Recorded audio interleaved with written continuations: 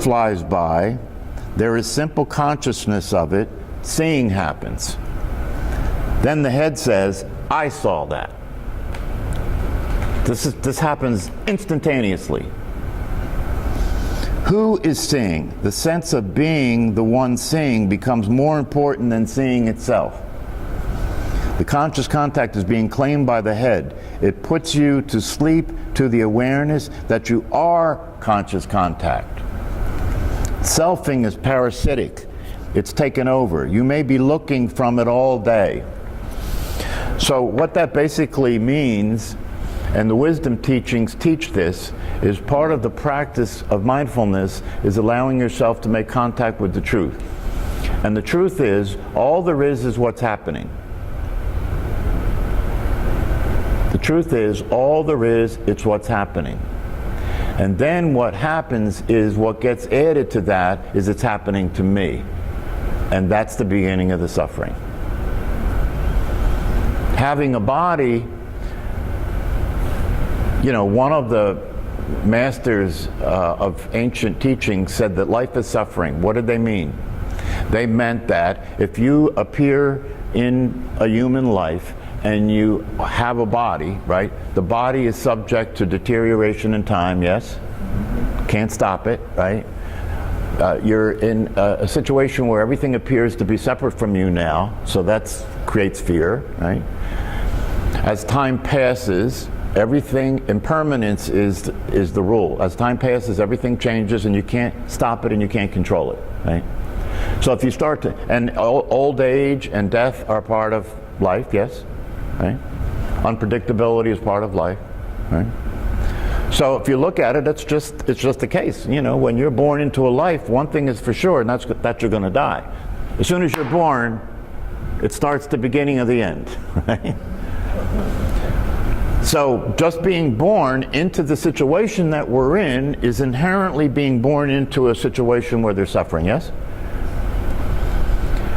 So what the ancient masters have said is that, is there any possibility of escaping from the suffering? And the answer from the masters is yes. And the escape from the suffering is that that's the way life is, right? And the master said that the source of the suffering is not the way life is. The source of the suffering is you're wanting it to be different than that. That's the suffering. Desire is the source of suffering. Life is the way life is. If you could let go of any attempts to try and resist it, struggle with it, cope with it, make it any different than the way it is, then there's nothing to suffer about, right? It's acceptance. It's allowing things to be the way they are. It's letting go. Letting go of the idea that it should be any different, right? But this has to be a practice, because you can see the truth of what I'm saying, but your brain's already programmed the other way. Your brain is programmed to judge and evaluate everything, and a lot of that judgment and evaluation is negative. A lot of that judgment and evaluation automatically and mechanically is, I don't like it, I don't want it, or I like it and I want it. So it's one of the two ways. I'm either trying to hold on to something I want to keep because I like it and it feels good, or I'm trying to avoid and escape things that I don't like because they don't feel good and I don't want them. And that's a human life. But if you accept life the way it is, then you don't expect it to be any different. And the source of upset is unfulfilled expectations, isn't it? If you expect life to be the way it is, then you're never surprised. You're never surprised. One of the places to see the truth of what I'm talking about here is the fact that almost everybody is in denial about death, right? And that creates a tremendous amount of suffering, because when people around you die, it's very uncomfortable. You suffer a lot. And one of the things you suffer from the most is the fact that you're confronted. It's hard to avoid the confrontation. You're confronted, when you look at somebody else dying, you're confronted with your own future. You're confronted with, that's going to happen to me next. I'm next. Especially as you get older and you watch the younger people die off. You know, my grandfather's dead, my father's dead, my mother's dead. There's nobody left but me. I'm next in line, right? But if you come to a point of acceptance, if you accept life the way it is, then you accept that death is part of life. And if you really let yourself accept that, if you really let go and let yourself feel whatever you got to feel about it, the fear, whatever there is, right? And you really get to a place where you're clear about the way it is and you accept that, right? Then your death is going to be easy. And when people around you die, you know, you may grieve, you may feel loss and so forth, right? But that'll come and that'll go, and that'll pass on, and then you'll go on and live your life, because this isn't something that was unexpected. This isn't unusual. It's reality.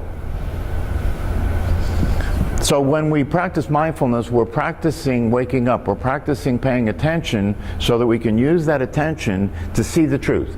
So we can practice being aware of what's happening moment to moment realistically. And that means to see the way the brain and the mind are working and to see that they're generating suffering, right? So if you see the way that's working, right, you can stop attending to it like it's the truth. You see, that's the way out. That's the practice. You're practicing not being who you're not. You're practicing seeing things as they are. You're practicing being aware of the possibility that all you have to do is let go of identifying yourself with your body, let go of thinking that you're a personality, because none of that's true. So nothing has to change for you to become what you are, because you already are that. Nothing has to change. All you have to do is practice letting go of thinking otherwise. But it is a practice, and you have to be vigilant, because it is programmed in your brain, right, such that your brain has what you see look like what the brain thinks it is. Right? So you're hypnotized, right? That's why it's so difficult to come out of this, right? Because it's a program running, and when it's running the way things appear to you through your eyes. So the illusion, the appearance, looks like it's real. So it really takes practice. It really takes getting yourself grounded in the truth.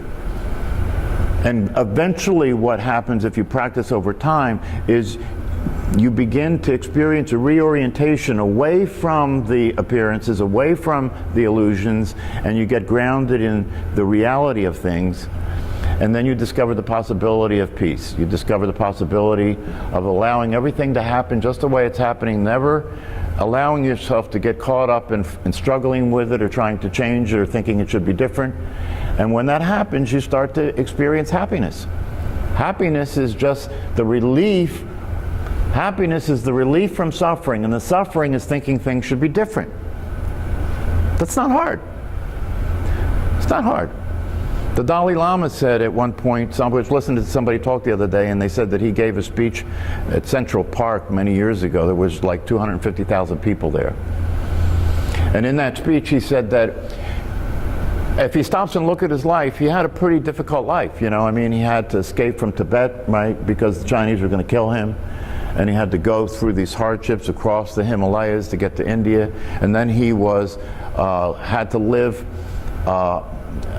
in India and leave his country behind and get news of how the people in Tibet were being tortured and raped and killed by the Chinese every day. And he had no control over that, right? But after describing all these hardships, he said, you know what, but I'm pretty happy. And the only reason he could say that is because although all those things happen, and although all those things are hardships and difficulties, right, the way he is related to the whole thing is that's life. That's life. That's the predicament that we're born into. So it is what it is. It's just like Jon Kabat-Zinn said. You know, if you get clear about the way life is and you practice letting go and you practice allowing yourself to relax and just let yourself flow with life the way life is, then your life is the full catastrophe. He got that from Zorba the Greek, the movie The Zorba the Greek. Zorba was supposed to have this kind of natural wisdom, and at one point he said to this English guy that he was working for that life is a full-blown catastrophe. The question is, can you just be with it that way? All right, so we're going to do a practice.